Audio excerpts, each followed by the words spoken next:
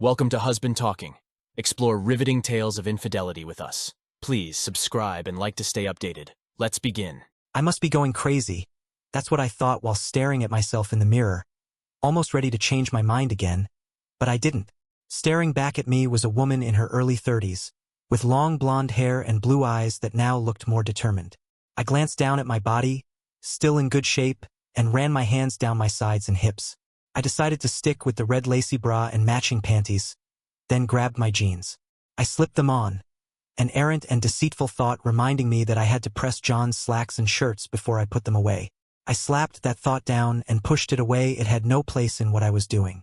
With difficulty, I slipped the button into the slot and let out the deep breath I had been holding. I needed to do that just to button these jeans. I knew they were a size too small, but John liked them and so did I. Again, the unwanted thought crept into my mind as I looked at the curve of my hips and the skin-tight fit of the jeans on my thighs, especially where my legs joined. I liked the way I looked when I wore them. I knew I should have either let them out or put them into the bag for Goodwill, but these jeans were just what I wanted to wear today. I told myself, almost offensively, that Alex would like them as well. I blushed at my own thoughts before pulling an oversized top over my head to cover the transparent blouse. I made sure the neck was snug, not showing any white, and that the bottom hung down over the tight swells of my butt. I looked at myself once more, making a turn to show all of me, and decided that it was perfect. The legs were a little too tight, but John wouldn't notice my jeans with this top, and he had no way of knowing what lay under that same top. He would assume that I was just wearing my normal jeans and sweatshirt, my androgynous look. That thought brought a brief flash of anger that quickly dissipated. I calmed my thoughts and then walked downstairs to find John, my husband of 10 years, and my two children, Sophia and Ethan, both 10 years old, sitting together in the kitchen discussing their afternoon plans. They were fraternal twins and looked nothing alike. Sophia was happy with that result, while Ethan didn't care much one way or the other. In my eyes, they were both beautiful and perfect. Right now, they were all smiling and sharing some secret among themselves that also wasn't unusual for this family. They weren't real secrets. Our family was well-adjusted and healthy, and we discussed our problems openly and freely. But just the suggestion of a secret was enough to get some well-meaning arguments started. Just good family fun. I sat down and listened for a few minutes without really caring what they were talking about. I just wanted to look at my family again before doing what I planned for the afternoon. I looked first at Sophia, the daughter who I loved without reservation. She took after me in her looks. She was tall for her age, taller than her brother and likely to stay that way throughout high school. She was cute, her blonde hair worn long and straight, the bangs over her brow giving her huge blue eyes a continuously surprised look. She was well-proportioned for her height without that skinny look that a lot of teen girls hang on to until late in their development. To top it off, she was bright and intelligent. Ethan was more like his father, John. Ethan and John were both short and stocky. John was just 2 inches taller than I was, and Ethan was not far behind. John was well-built, his chest and shoulders wide and well-developed, and his hips narrow above strong muscled legs, while Ethan still had to grow into his bones. He was almost as tall as his dad, but he didn't have the strong definition to his body that would come with maturity. Both had the same light brown hair and gray eyes, and both shared the same wild sense of humor. That humor drove his sister crazy at times, but she knew it was just fun. I loved it and treasured it. When they finally slowed down, I got their attention and asked to review my list once more. This was a list of things that each needed that I would pick up while on my once-a-month trip to the mall. I had always loved to shop, while Ethan and John hated it. Sophia would go, but now only with her friends. Going to the mall with her mother was not cool. So I planned my trips to go alone, armed with my list. Today was a little different, but none of them had any clue as to how different it was going to be. They only knew that this was my routine, and they all accepted it. I counted on it as I began to review with each one what they wanted. As I went through this activity, I reviewed in my own mind what items I had already purchased. I had begun this list earlier and gone to the mall several times over the last 2 weeks to pick up as many of the items as I could in advance. The twins had added some last-minute things to the list over the past several days, but that was no problem. I did intend on going to the mall for at least a half hour before leaving for my real destination. I could finish my shopping in that time. As they finished with comments on my paying attention to their special wants, I felt a tug of guilt that I quickly pushed back. I had made my decision, and I was not going to change my mind now. This afternoon had been planned for almost a month, and I felt more than ready. I had begun planning it almost immediately after the last one. Only I and one other person knew about my plans for this Sunday afternoon, and he wasn't part of my family. And to be sure, the decision to do this hadn't been easy. It took a lot of arguing and persuading with my own self to finally decide that it was something I really wanted to do. Even after I made the decision, the arguing wasn't finished. Just this morning, before I began to get dressed, I was still trying to make up my mind. I almost decided not to go ahead. But then a comment from John made me certain. It was certainly nothing of any importance, but it seemed so much more to me. John had not been very open with me recently, and that was probably my fault, but I felt I had my reasons, and John was not willing to discuss them with me. We hadn't been intimate for some time, and we were just barely tolerating each other. I had slowly convinced myself that everything that was wrong was his fault. This morning was typical. I had made some suggestion about dinner, asking John to order something so I wouldn't have to fix anything. John offered to do the cooking, but instead of accepting that offer, for some reason, I snapped at him and asked him why he couldn't just do as I asked. He didn't answer for some time and then finally said he would do it my way. Then he walked away and went downstairs. I was still angry at his attitude, but I wasn't sure why. It just seemed that everything he did now was enough to make me angry. As I gathered my things together for my trip to the mall, I let my mind wander. I waved distractedly at the kids when they yelled goodbye, and I don't remember whether John said anything or not. I was still thinking back as I backed out and drove toward the big shopping mall just a few miles from our home. My mind was thinking about my life and my marriage, trying to find some justification for my intended actions. John and I were married in the fall of 2005. John was a chemical engineer working for the Ecomax Group, an engineering consulting firm of some repute, and he was only one of many young engineers working their way up the chain of management. John was one of the better ones, and his future seemed bright. He was 25 and was already a group leader with promises of promotions to come. He was handsome, witty, and eager to have fun. I met him at one of the local bars while out with some of the girls from my office. I was a pool secretary working for a law firm whose primary cases involved corporate work. I had a degree in languages and could translate from French and Spanish to English. Those were the areas of my expertise, and I was paid accordingly. I was all of 24 and had just gotten out of a long but unsatisfying relationship with a man whose only claim to fame was his good looks and rumors about his amazing ability in bed. I agreed with the first but certainly not the latter. Our breakup was mutual and left me with a lot of time on my hands. Going out with the girls was one way to use some of that time. We met while I was waiting at the bar for drinks. I had the honor of buying a round, and I was waiting for the bartender to fill my order of 2 whiskey sours and 2 gin and tonics when John came up behind me. I didn't realize he was there and backed into him when I reached for my wallet. I excused myself, but when I turned, his grin caught me by surprise. He smiled wider when he saw me and said, "I would say I'm sorry, but that would be a lie. It was actually very pleasant." I was ready with a smart comeback, but after looking into his innocent gray eyes, I choked back my reply and returned his smile. I decided to reply in kind. "I'm glad you enjoyed it. It was certainly my pleasure." He laughed, a laugh that really caught my fancy, and I asked for his help in getting the tray of drinks back to my table. He followed. I set the drinks down and turned to him with my hand out. "Hi, my name is Anna Miller, Anna to most of my friends." He answered, "Glad to meet you." "Anna, my name is John Bennett. Would you care to join me? I'm with some other guys as well, but we could get a table for the 2 of us." I was taken by surprise by his impetuous request, but quickly made a decision. "I would be happy to, just let me tell my friends, and then we can find a table." I turned back to my group, but they had been watching and listening, and the grins told me they agreed with my decision. I spoke to Emma, the girl I was most likely to go home with, and told her that I could manage. She laughed and slapped me on the back. John then walked with me over to an empty table, and once I was situated, went off to talk to his own friends. He came back, and we spent that entire evening with each other, and that was the beginning of our courtship. Over the next 6 months, we became boyfriend and girlfriend, then lovers, and finally moved in to live with each other. We found a small apartment and began our lives as a couple. It was not that long before we decided to make it permanent and got married. Both John and I continued in our jobs, and we began to save for a small house. John was promoted twice during that time, and now is a regional manager with a group of 5 engineers working for him. His future with the company looked very good. I was still working in the law firm and I was doing pretty much the same thing, but the money was good, and it went a long way toward moving the day we could afford our home closer. We continued in that way for the next 3 years before I announced to John that I was pregnant. He was so happy he couldn't stop calling people and bragging about becoming a father.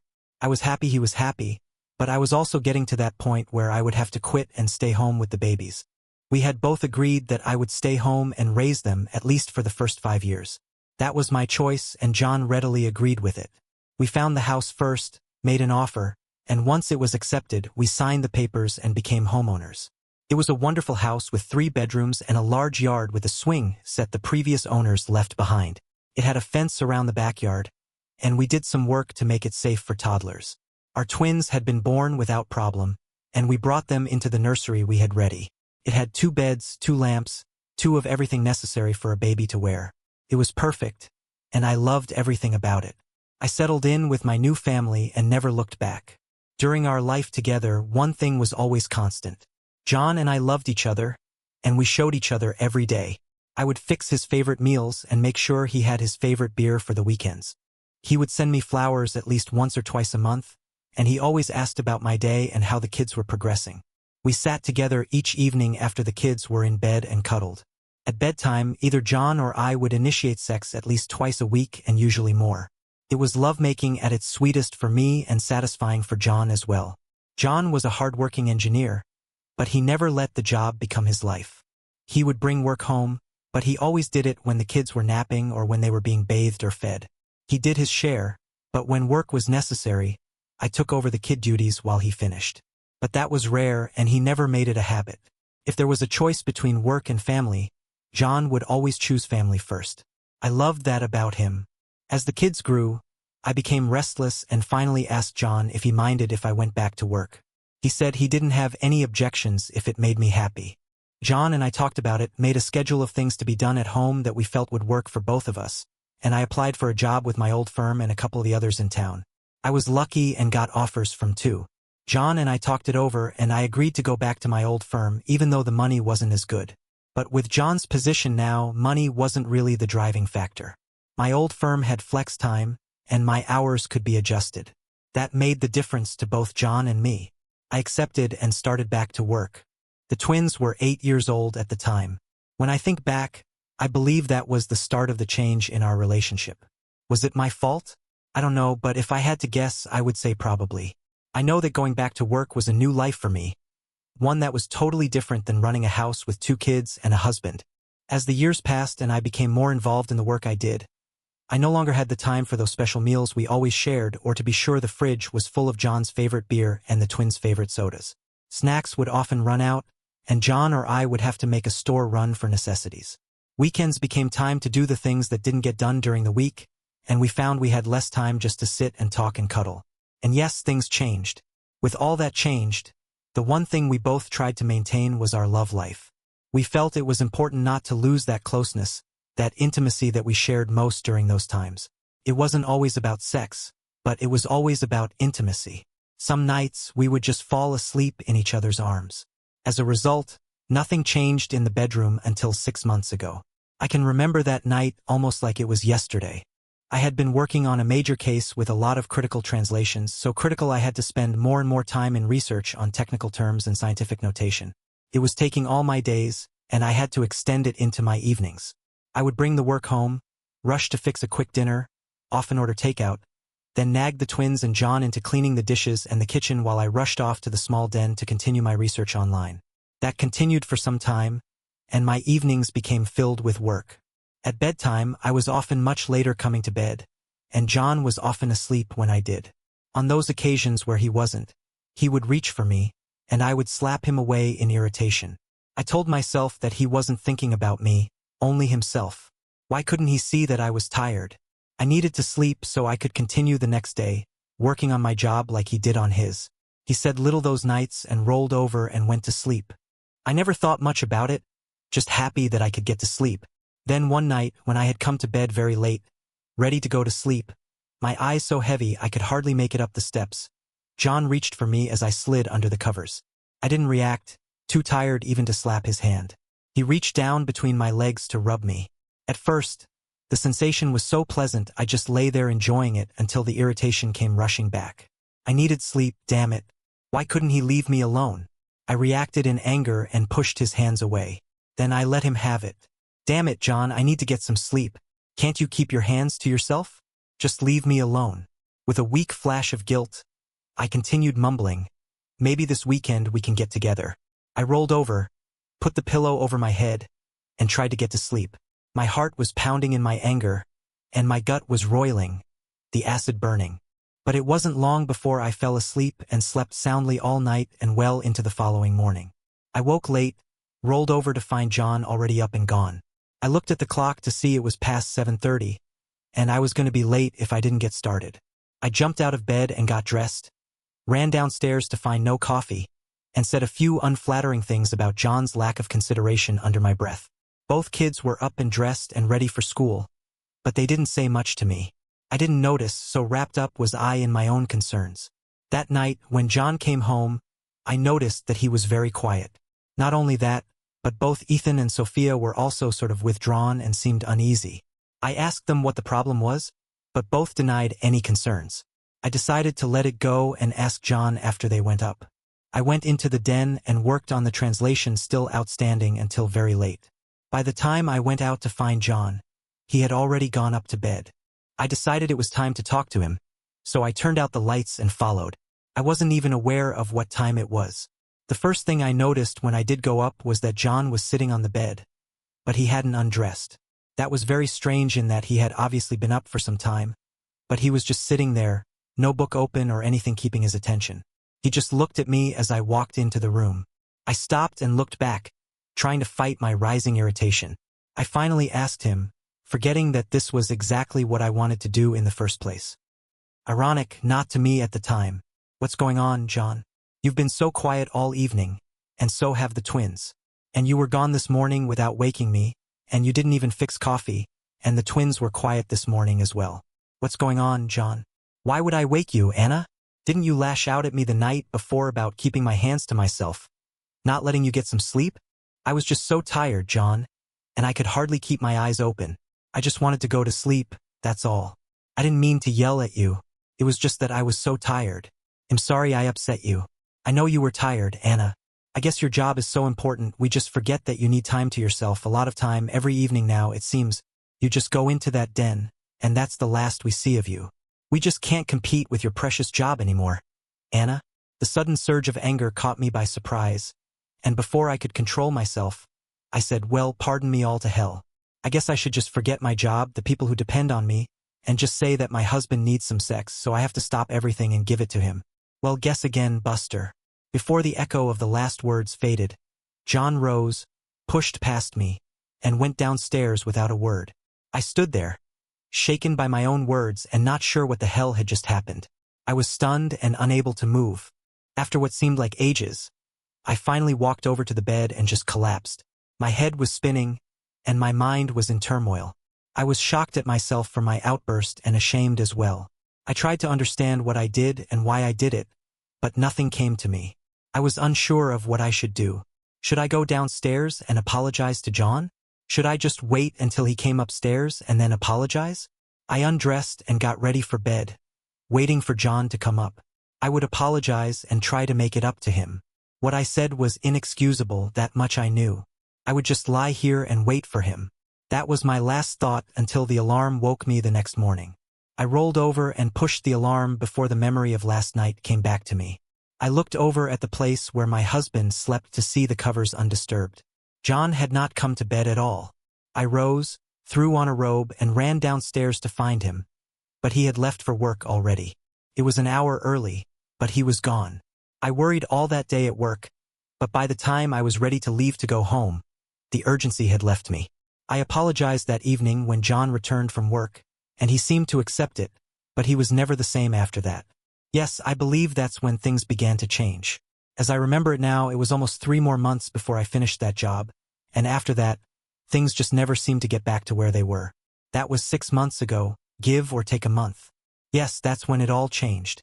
Alex Palmer was a law student and a summer intern at the firm when I first noticed him. He was no more than 21 or 22, and he was just trying to get his foot in the door by working for several of the partners as a clerk. He was eager and quick to learn, and I was fascinated by him.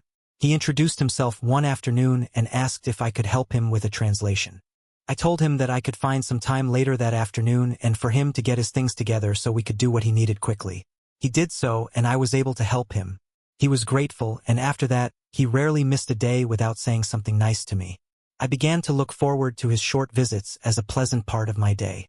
As time passed, Alex became familiar with most of the staff, and he and I spent time together when we both had some free time. I found out a lot about him. He told me that his family had money, but he wanted to make it on his own.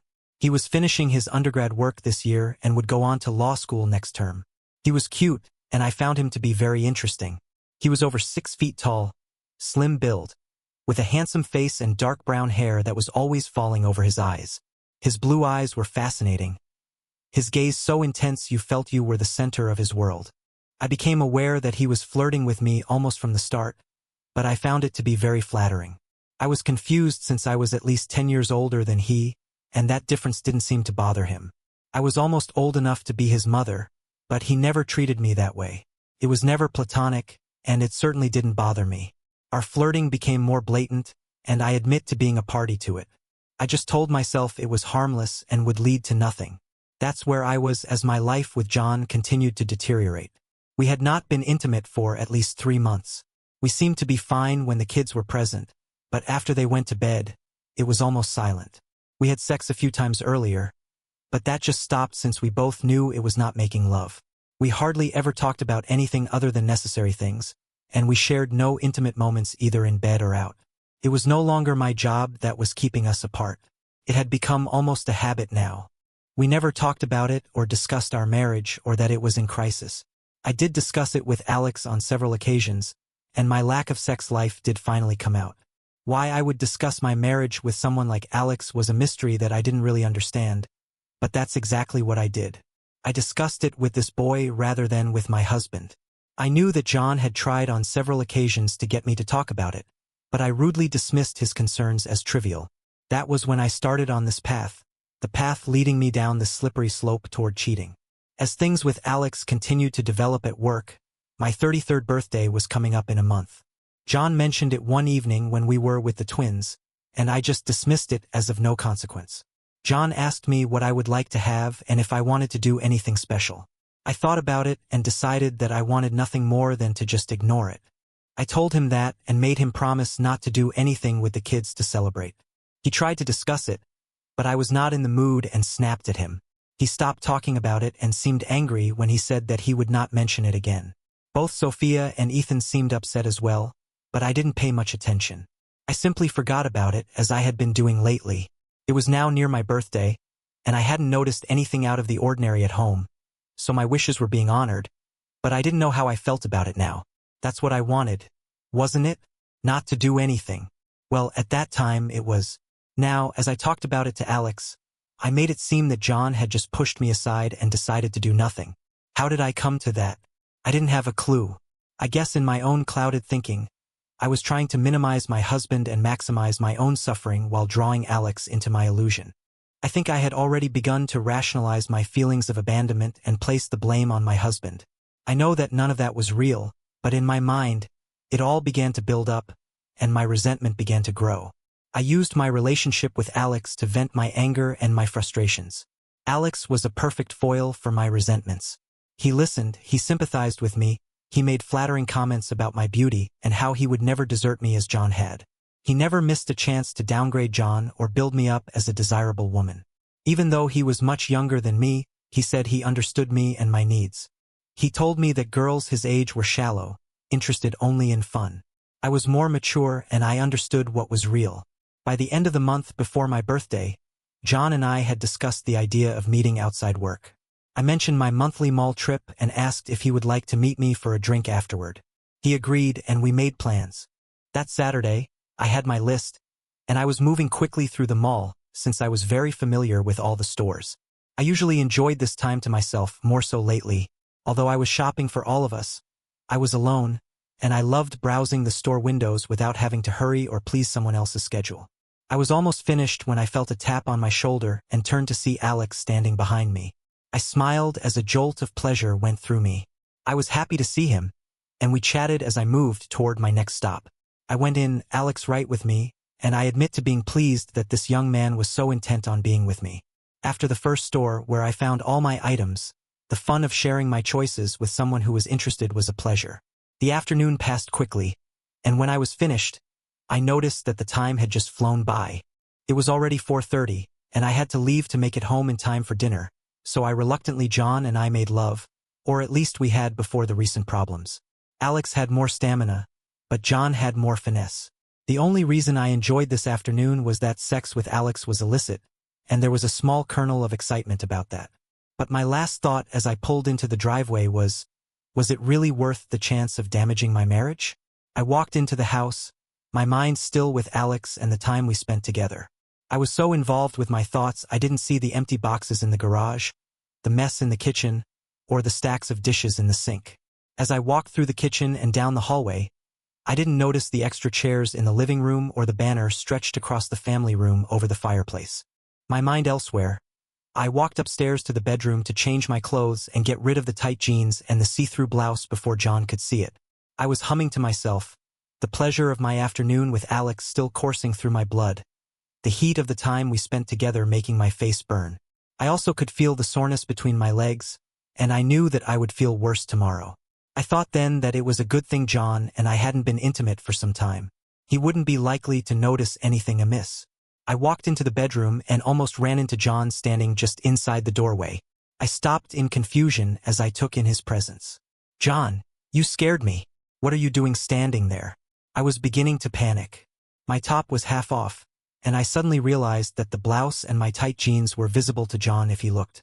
I quickly pulled my top down again as I tried to push past him. It was not to be as he blocked my path and then asked me a question that I wasn't expecting. "Where were you? Where have you been and who were you with?" John's voice was harsh and cruel, and it took my breath away. I stopped, stepped back, and stared into his eyes. They were cold and hard. That was the first thought that came into my head. John's eyes were so different, more different than I had ever seen them. He had light gray eyes that normally sparkled when he looked at me, but now they seemed darker, less alive, more steel gray than before. Why were his eyes so different? As his words penetrated, I gasped and thought to myself that he knew, but he couldn't know. I had been so careful, so sure of myself. I had never mentioned Alex in my conversations, never mentioned our lunches or our time together at work. No, he couldn't have any idea of where I had been that afternoon. He was just upset at how late I was. That was all it was. I had to go on the attack, I had to distract him. "What are you talking about, John?" "I was at the mall all afternoon. The packages are in the car, and I need you or Ethan to go get them. They're in the trunk, and I was by myself just like always. I'm sorry I'm so late, but I had some trouble finding everything and then decided to get a bite to eat before coming home. That's all." John didn't say anything but grabbed me by the hand and dragged me from the room, down the steps, and into the kitchen. I tried to resist, but he didn't even pause. He wasn't very gentle about it, but I was almost afraid to say anything to him. I stumbled after him, my heart beginning to pound in my chest, and I was having trouble breathing naturally. I was beginning to feel a deep dread in the pit of my stomach. John stopped in the middle of the kitchen and pointed.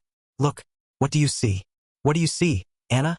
I looked and now saw the dishes and the boxes and the printing on the sides of some of the boxes indicating gourmet delights.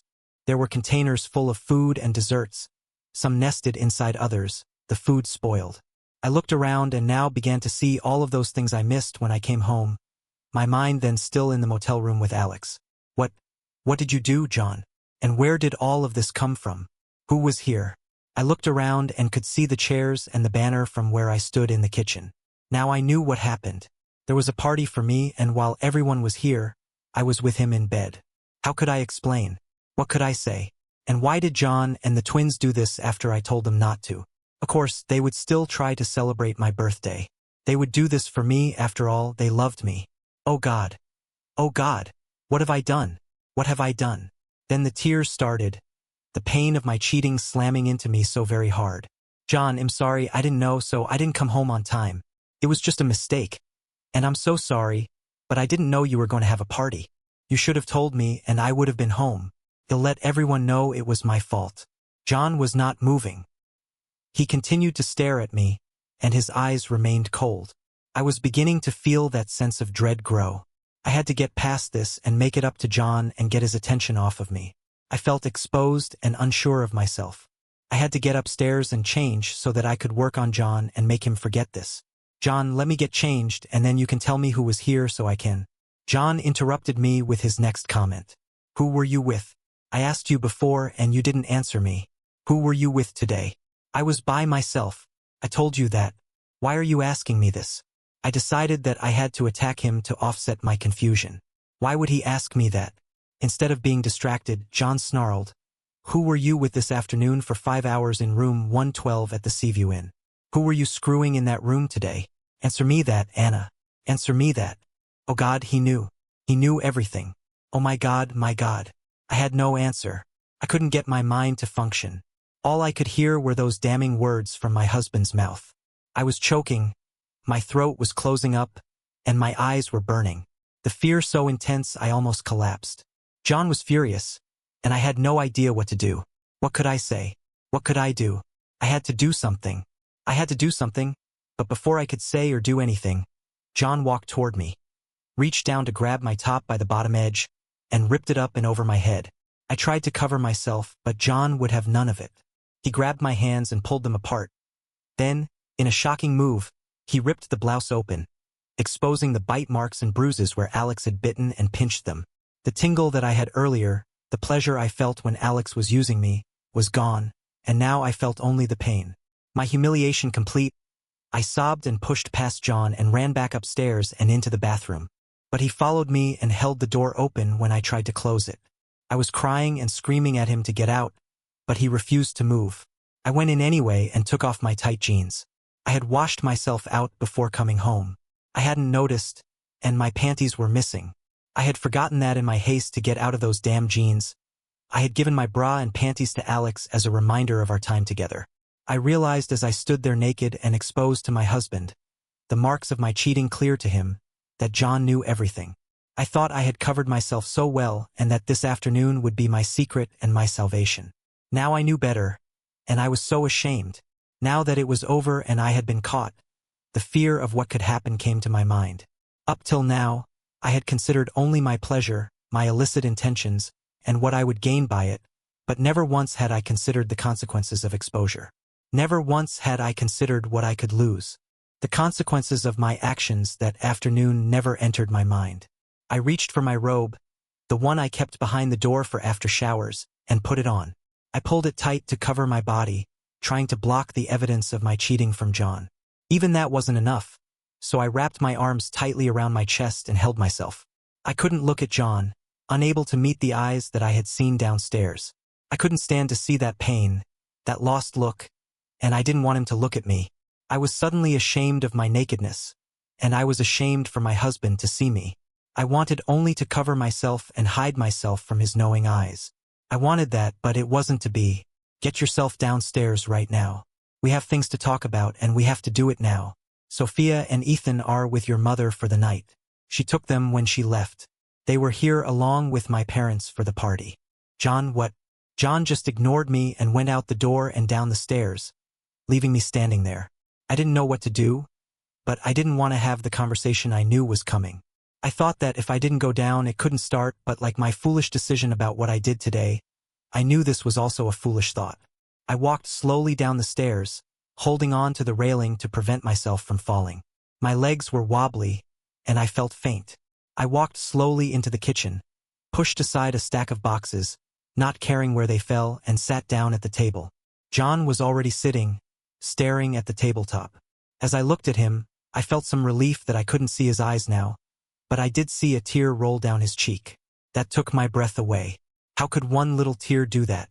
But it did, and it told me more by itself than 1,000 words could say.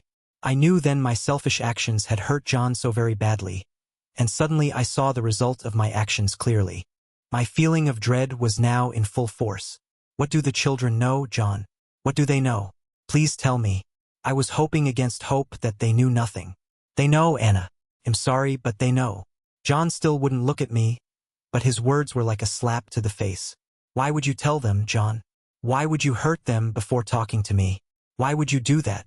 I was angry at John for telling them, and angry at myself for making it possible to hurt them. I didn't tell them, Anna.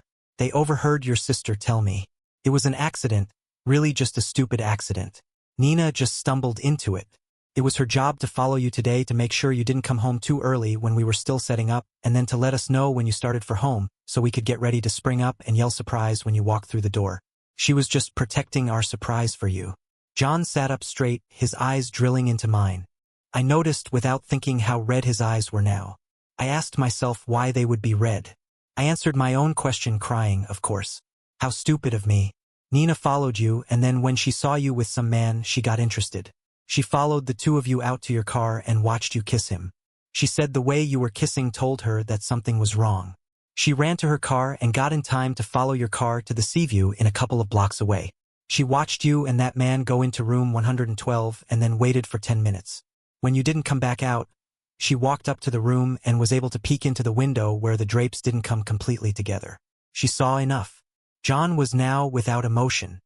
He continued, his voice becoming colder and more remote as he relayed the information my sister had given him. She drove home to let me know what she saw. She was sobbing and almost hysterical, but she wasn't going to tell me. I made her sit down and take a breath and then tell me what was bothering her. She didn't want to, knowing it was going to hurt me, but with everyone here and waiting to surprise you, she had little choice. As she was telling me what she saw, I looked around and saw Sophia and Ethan standing there. They heard it all. Oh God, John, what did they do? What did they say? Oh God, what have I done? They were crushed when they heard Nina tell me what you were doing. Sophia broke down and cried, and Ethan just stood there cursing. I didn't even try to stop him. I let them alone until they were done, and once they had let it out, I tried to talk to them and calm them down. Took some time, and then I had Nina talk to your mom and dad to let them know what happened. That had to be done so that they could handle Sophia and Ethan tonight. I listened in absolute horror. How had it all come apart so quickly and so completely? One afternoon, just a simple decision to do something I had never before considered. And this was the result. My family broken, my parents and my children aware of it all, and my husband. Was there any hope for me? Could I put my family back together after this? I stopped my stupid crying and tried to pull myself together. I had to try to do whatever I could to make this right. John, what now? Can you ever find it in your heart to forgive me? I swear to you that this was the first and only time I've ever done anything like this. And I can promise you it will never happen again. Never. I stood and walked around the table to stand next to John.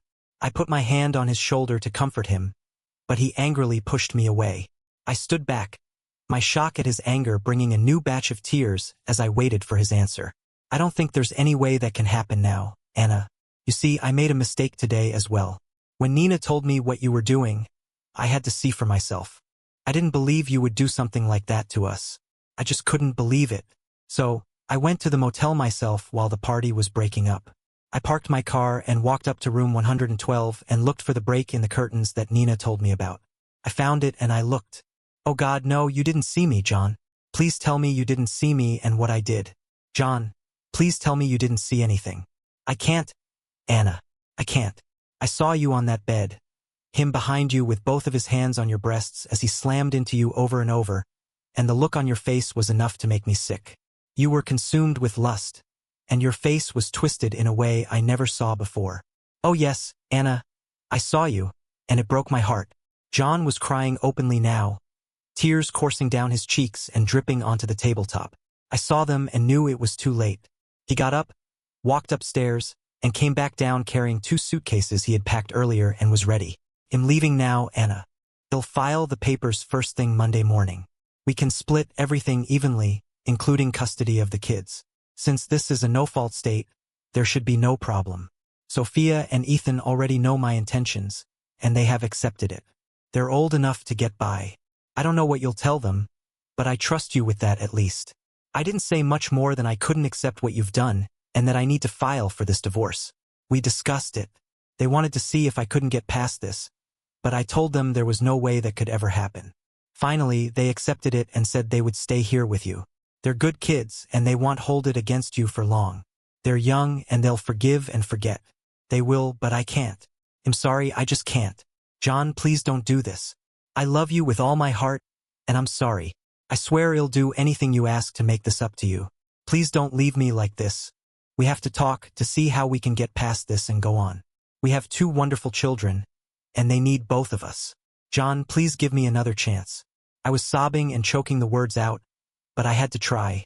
I had to make one last effort, even if it was too little, too late. I had to try, but when he looked at me and I saw the pain in his face and the lack of hope, I knew his answer. I'm sorry, Anna, but I can't do it. I can't. With that, he turned and stumbled out the door and out of my life. The divorce went through just like John said. No fault means just that to the courts. They don't ask for counseling, although I begged John's lawyer for him to join me in therapy. They don't ask for conversations and compromises, although I begged John's lawyer for those as well. I refused to sign until John would let me talk to him. But his lawyer said that the divorce would continue anyway, with or without my signature. When I wanted to talk about visitation, again his lawyer said that would be decided by the court. If I objected to sharing custody, he said joint custody is common, and unless there is reason to abridge that, joint means joint, and that's that. As to a conversation, John refused to discuss my brief affair with Alex and said that nothing I said would change anything. He said that what I did was what caused him to divorce me. The why of it was not important to him. I had no answer for that. I never spoke to Alex again. When he heard about my divorce, he left the firm, and I never heard from him again. Of course, that was fine with me since I no longer felt anything for him. I tried to talk with John, but that was quickly shut down. He wanted nothing to do with me. My kids were a problem for a while, but they soon forgave me, just as John said. Ethan was worse than Sophia, but he eventually got past it, although we aren't as close as we used to be. I hope that will change with time. They are my only contact with John now. He won't even talk to me when he comes to pick them up. That day, the day John walked out, was my 33rd birthday. That was 2 years ago, and I still remember it. I remember everything from the minute I walked into my house that day like it was yesterday. But the hours before that are different. It's strange that I can't remember that afternoon with Alex. When I try to think about that afternoon, I get sick to my stomach, and that's followed by a splitting headache that lasts for hours. Strange, isn't it? The most important day of my life, and I can't even remember that part of it. That's just one of the consequences of trying to remember something so terrible it ruined my life. Unfortunately, there were so many more consequences. Thanks for watching. What would you have done in this situation? Let us know in the comments, and don't forget to like and subscribe for more real-life stories.